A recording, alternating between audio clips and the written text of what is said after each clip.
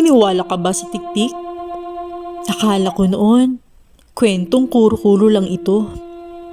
Kasi napapakinggan ko lang ito noon sa kwento ng mga tita at tito ko. Maging sa lola ko, sa tuwing uuwi kami sa aming probinsya.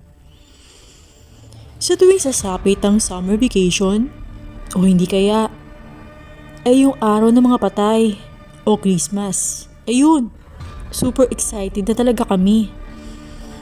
Kasi ipapasyal na naman kami ng mama ko sa probinsya nila. Halos, hindi na ako makatulog ng maayos niyan. Sa gabi, kapag alam namin na nalalapit na naman ang bakasyon. Dahil ang ilan sa mga nakaka-excite sa akin ay yung mga nakakatuwang kwento ng mga kamag-anak namin doon. Ako nga pala si Telio, na isang high school student na nag-aaral sa isang public school sa Quiapo, Manila. Sinubukan ko talaga na i-share ang simpleng kwento kong ito sa manunulat na si Miss Lynn Rosabido. Kasi palagay ko'y mas mabibigyan niya ng kulay ang simpleng pag-share ko sa aking kwento sa kanyang plataforma. Sa paraan ng pagre-reenactment sa totoong kwento na ilalahad ko ngayon sa inyo. Sana ay maibigan nyo ito at may kapulutan kayo ng aral. Matatapos na ang ilang araw, ay magsisimula na ang bakasyon namin sa summer. Naroroon ako at binibida ko na naman sa makaklase ko roon na sa pagbabalik ko muli sa eskwelahan namin ay marami-rami na naman akong may kukwento sa kanila na galing sa aking probinsya. Sa Capiz, Iloilo. May isa akong pinakamalapit na kaibigan ang nais sumama sa akin. Saka ito naglakas loob na magsabi sa akin. Telio! Telio! Telio!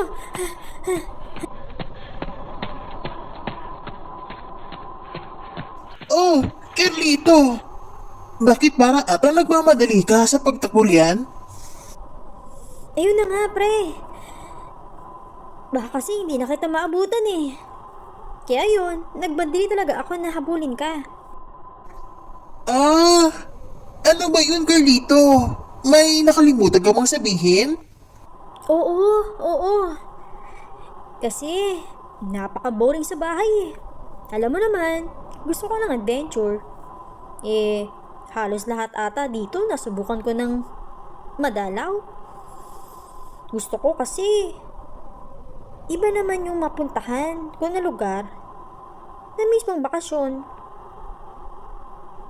Baka pwedeng sumama na lang ako sa probinsya nyo. Kung okay lang yun sa'yo. Wow! Pre, talaga ba? Oks na oks kayo sa akin yun. Walang problema. Mas okay nga yun eh. Nasumama ka para hindi ako masyadong malungkot o hindi kita masyadong mamiss. Weh,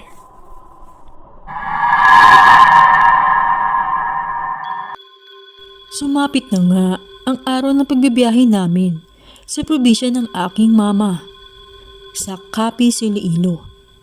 Ako, ang kaibigan ko na si Carlito at ang nanay ko ang magkakasama sa barko na aming sinakyan papunta sa Capiz, Iloilo. Sobrang saya namin ng aking kaibigan na si Carlito habang sigaw kami ng sigaw na nakatanaw sa malapad na karagatan. Sobra talaga kami nag-i-enjoy sa nakikita namin sa aming paligid.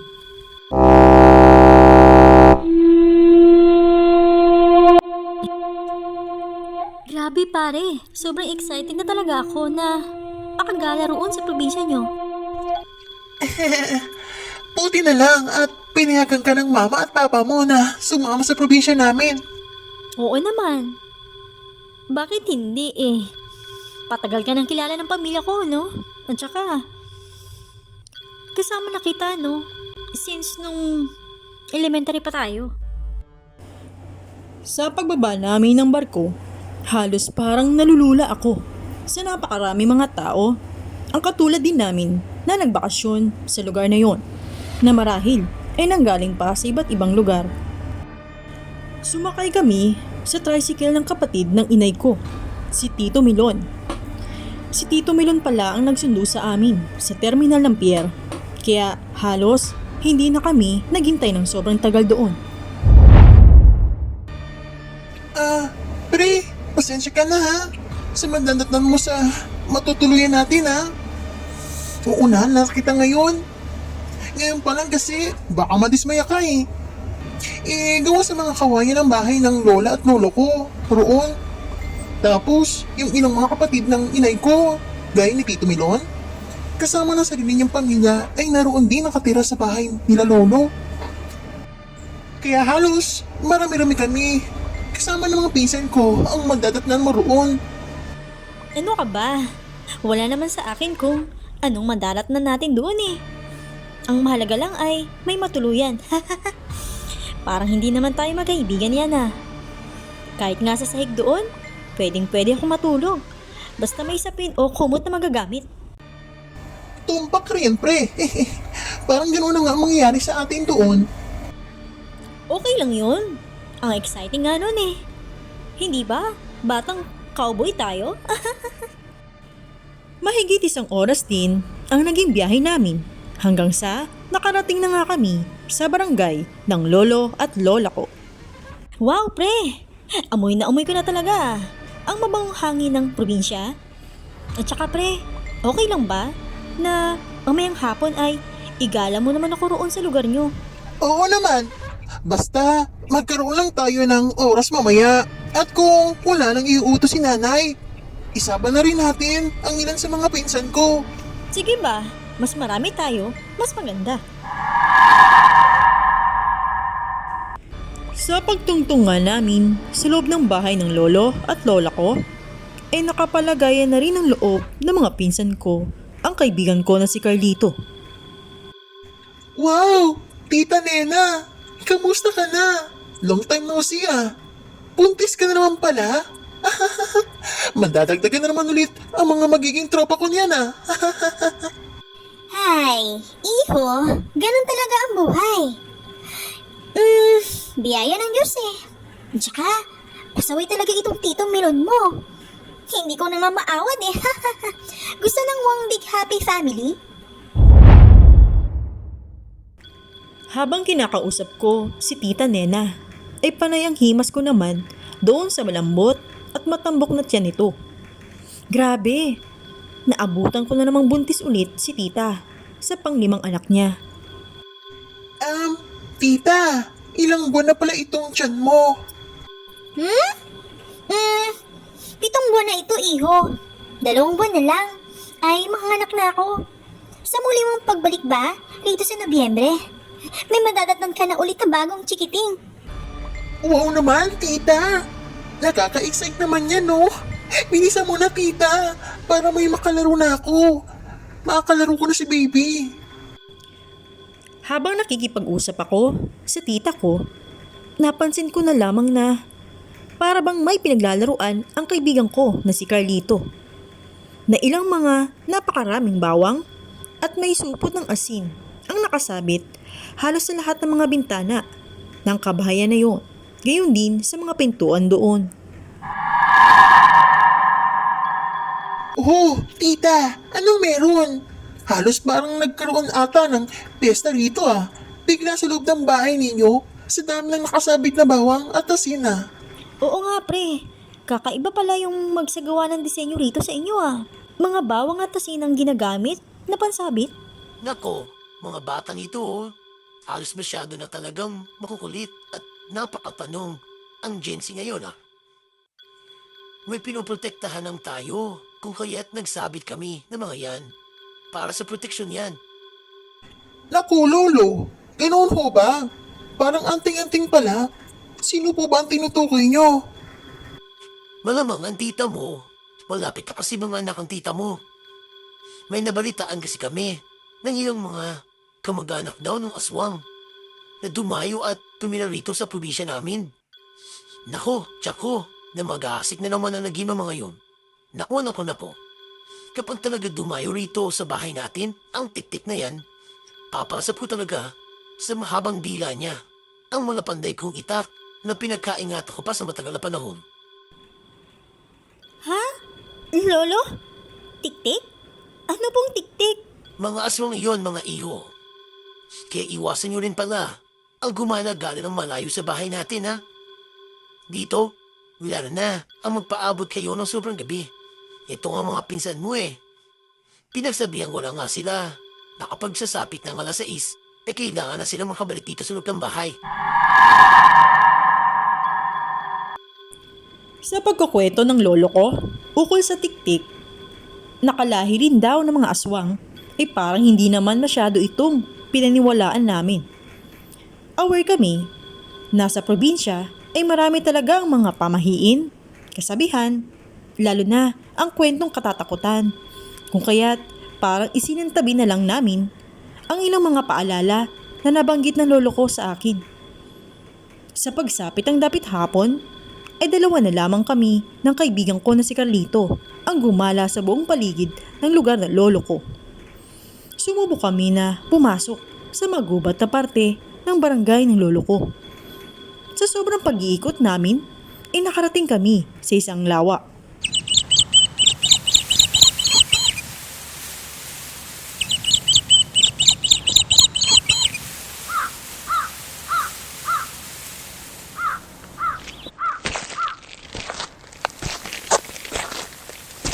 Pre, tara. Nakita mo yung parang isang babae na naglalabas sa may ilog? Oo nga no. Akala ko ba walang tao rito? Kasi kanina pa tayo naglalakad eh. Wala namang kabahay-bahay ang nadaanan natin, hindi ba? Sa buong paligid. At saka, para atang mag-iisa lang siya oh. Alam mo pre, may naisip akong trip. Hindi ko lang alam kung matutuwa ka rito sa naiisip ko Tara, takutin naman natin siya. Tingnan ko nga kung hindi siya mangawa-ngawa sa kakaiyak mamaya. Mukha naman kasi siyang hindi nalalayo sa ating edad oh. Ano? Tumigil ka nga dyan, pre. Hindi maganda yung iniisip mo. Kasi hindi natin kilala kung sino yan. At saka, hindi tayo taga rito, no? Agaran kami nagtago sa napakaraming mga halaman, banda sa taas ng kinaroroonan ng isang babaeng abala sa pagkukusot ng mga damit nito roon sa lawa. Bumato ng isang maliit na bato ang pasaway kong kaibigan sa kinaroroonan ng babae. Pagkatapos niyang gawin iyon, ay tawa lang ito ng tawa, habang ako naman ay nakasimangot lang sa gilid at tahimik na tinitingnan siya. Sa paglingon ko sa babae, ay bigla itong tumigil sa kanyang paglalaba. Sa makailang beses ko na pagdilat ng aking mga mata, ay nakita namin parehas ng kaibigan ko na si Carlito na nakatingin na ito ng diretso sa kinaroroonan namin. Sobrang mulagat na ang kanyang mga mata, matalim itong tumingin at napakaseryoso ang masungit itong mukha. Biglang gumuhit ang sobrang kaba sa aming mga dibdib. Naramdaman namin bigla ang sobrang takot. Hindi namin inaasahan na ganoon kabilis nito mahanap ang location ng pinagtaguan namin sa mga oras na yun. Hala pre, lagot ka. Nakatingin siya sa location natin, oh. Easy ka lang pre. Hindi natin sigurado kung nakita niya talaga tayo Ang layo naman ng pwesto natin sa kanya eh. Sa muli na naman, na pagblink ng aming mga mata, ay bigla nang nawala ang babae sa kanyang pwesto. Saka biglang nagsalita banda sa likuran namin. Anong karapatan nyo na manggulo rito? Hindi kayo taga rito, hindi ba?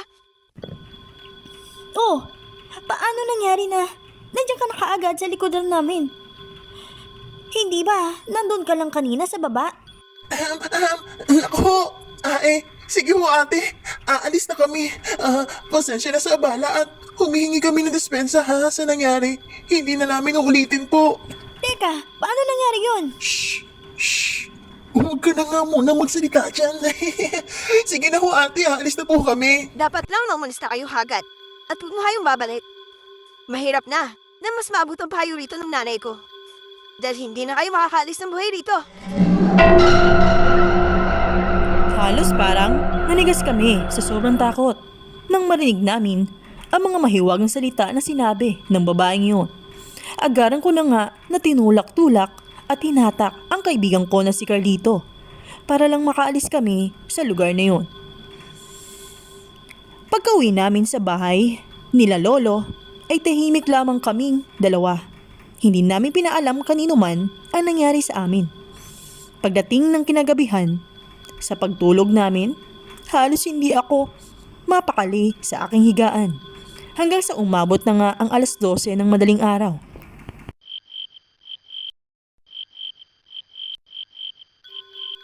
Narinig ko na para bang may kung anong kaluskos ng isang hayop ang naroon sa bubong. Panay ang pagkaluskos nito sa makapal na mga kawayan at purong tuyot na mga pinagsama-samang walis ng bubong ng lolo ko. Na parang bang may hinuhukay ito o di kaya ay para bang may 2 pusa ang nag-aaway sa itaas ng bubong na yon. Iyon ang halos nangingibabaw na kaingayan sa malalim na gabi na yon. Nagtataka nga ako kung bakit parang hindi man lang nagsisipag-gising ang aking mga katabi dahil sa ingay na yun. Pagkalipas pa ng sandali, ay may kung anong ingay ng isang biik ang tila ba umiikot sa buong paligid ng bahay namin. Halos pabalik-balik ito doon mismo sa kwarto na kinaroroonan ng mag-asawang kamag-anak ko kung nasaan natutulog si Tita Nena. Met maya pa ay narinig ko na lang na nagsisigaw na ang lolo ko doon mismo sa sariling kwarto ng Tito Melon at Tita Nena ko. Panay ang hampas nito nang makailang beses ng kanyang itak sa pader. Dahil din doon ay halos nagising na ang lahat ng mga tao sa loob ng kabahayang yun. Dali-dali naman ako bumangon at nagtungo sa loob ng kwarto nila. Naabutan ko nga na silang lahat ay naroon na at nagising na. Pinapaikutan nila Tito Melon at Lolo si Tita Nena habang hinahampas-hampas nila ng hawak-hawak nilang itak ang bawat dingding. Habang ilan sa mga pinsan ko ay naghahagis naman ng asin sa kisame maging sa bawat bintana na naroon. Sobrang kakaiba talaga ang karanasan kong iyon. Pre, ano ba nangyayari dito? Pagising ko, halos lahat natataranta na. At panay ang sigaw naman ni Lolo. Huwag kang sisigaw pre ah. May aswang daw sa labas. Aswang? Yung tik-tik naroon daw sa bubong. Tapos umiikot-ikot sa buong kabahayan natin. Tik-tik? Ano bang itsura niyon? Habang nag-uusap kami ng kaibigan ko na si Carlito, napansin ko na para bang may kakatuwang tali na napakaitim ang kulay nito at manipis ang bumababa mula sa bubong. Parehas kami na nakakita niyon. Medyo madilim din sa kwartong iyon dahil puro lampara lamang ang ginagamit nila roon. Kaya halos hindi nila kagad nakita nila Lolo kung ano man ang nakita namin ng mga sandaling iyon. Hanggang sa nakakita ako ng isang basang-basahan. Agaran ko namang kinuha iyon para ipang balot ko sa aking kamay. Saka ko nga iyon sinubukan na hawakan. Nang hawakan ko na iyon, gamit ang basang-basahan, ay bigla iyong umusok ng napakabaho. Binigla ko rin itong hatakin. Kaso ayaw naman itong maputol. May biglang sumigaw sa bubong pagkatapos kong gawin iyon na para bang tunog ng isang uwak. Nakita ako ni Tito Melon sa ginagawa ko. Agaran siyang lumapit sa akin, saka nga niya ginamit ang hawak-hawak niya na itak na pinantaga niya sa mahabang maitim na lubid na aking nakita. Tila baga, parang nagkaroon ng buhay ang mahabang lubid na yon na aking nakita. Ang natitirang nakalambitin mula sa kisame, bigla itong umakyat papaatras ng napakabilis. Samantalang ang nataga naman ng tito ko na nalaglag sa sahig. Nakita ko na lamang ito na para itong isang parte ng bulate na nahati ang katawan na bigla na lang nangingisay-ngisay sa sahig. Hanggang sa kusa na lamang itong tumigil. Nasya kaming lahat sa aming nasaksihan, maging ang kaibigan ko na si Carlito. Pagkaraan pa ng sandali, ay biglang may lumundag mula sa bubong. Saka parang gumaan na ang puwersa na nakalapag nitong nakaraang oras sa itaas. Nawala na rin ang ingay ng isang biik na kanina pa umikot-ikot sa paligid ng bahay. Dali-dali naman akong sumilip sa siwang ng bintana. Nagulat ako nang nakita ko sa di kalayuan sa aming bahay ang isang babaeng nakatayo sa isang puno na seryosong nakatingin sa lokasyon ng aming bahay. Namukhaan ko ito. Ito yung babaeng nakita namin sa lawa nitong nakarang araw, bandang hapon. Saka naman may biglang isang napakalaking hayop na kasing taas ng isang tao ang biglang tumakbo na sumalubong sa kanya. Sobrang laki ng hayop na iyon. Saka sila sabay umalis sa harapan ng aming bahay. Sobrang tense pa rin ang emosyon ng bawat tao sa loob ng bahay namin. Nakita ko na lamang din na inilagay na pala ni Lolo sa loob ng isang garapon ang kalahating parte ng isang dila na tinaga ni Tito Mulon. Nang lumusob ang mga tiktik sa bahay namin. Isa palang dila iyon ng tiktik ang naputol ni Tito Milon. Doon ko rin napagtanto na ang basahan pala na nagamit ko sa paghatak sa dila ng isang tiktik ay pinagbabaran pala iyon ng pinakuluan ng bawang, kung kaya't ganoon na lamang nalusaw ang dila na yun. Sa naging pangyayaring yun, doon ko na nga na-realize na may katotohanan pala ang naikwento sa amin nung nakaraan ni Lolo.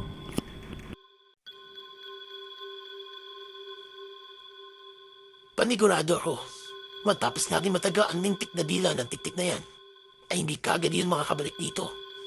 Kailangan na natin masimulan kagad na palitan ng yero ang buong kisame natin.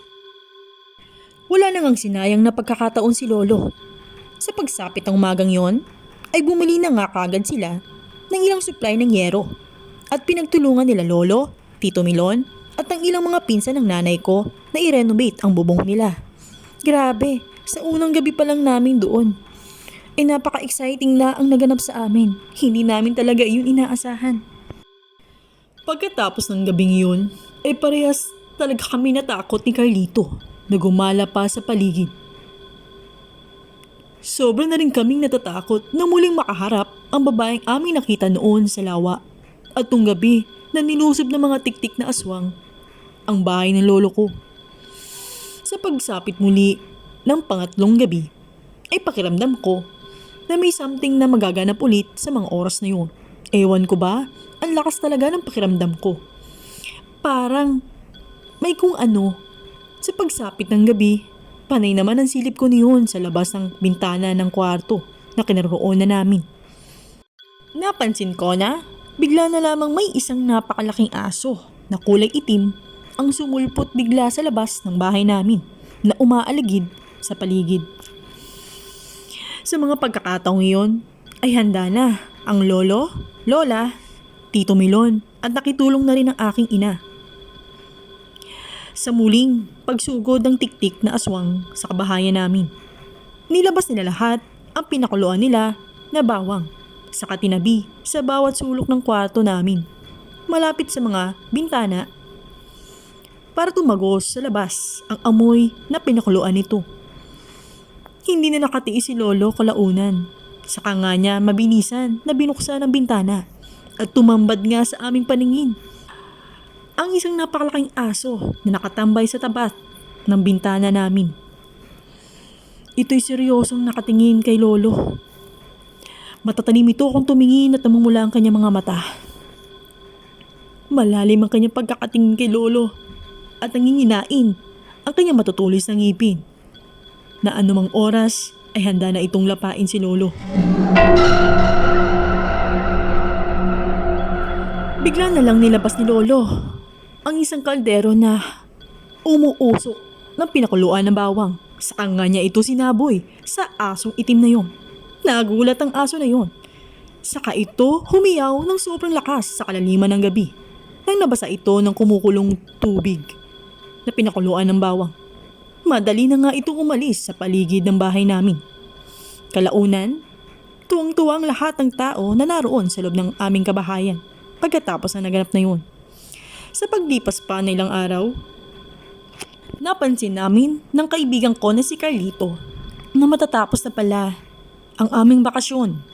Napagpasyahan na tuloy ni Lolo kalaunan. Naisama na namin si Tita Nena sa pabalik namin sa Manila. Para doon na rin manganak at masiguro nila ang kaligtasan ng panganak nito. At isinama na nga namin si Tita Nena sa pagbalik namin sa Manila. At ito na po ang kabuuan ng aking naging karanasan na hindi ko nakakalimutan sa probinsya ng lolo ko na totoong nangyari sa Capiz, Iloilo. Hi po, kamusta po kayong lahat? Naibigan niyo po ba ang ating i-share sa inyo sa mga pagkakataon na ito? Kung ito'y inyong nagustuhan, huwag niyo po kalimutan na mag-subscribe, mag-like at mag-comment sa aking YouTube channel kung may nais po kayong sabihin. At huwag niyo rin po kalimutan na i-click ang bell para always po kayong ma-notify sa mga susunod pa po na mga kwento na ating i-share sa inyo. Maraming salamat po and have a good day!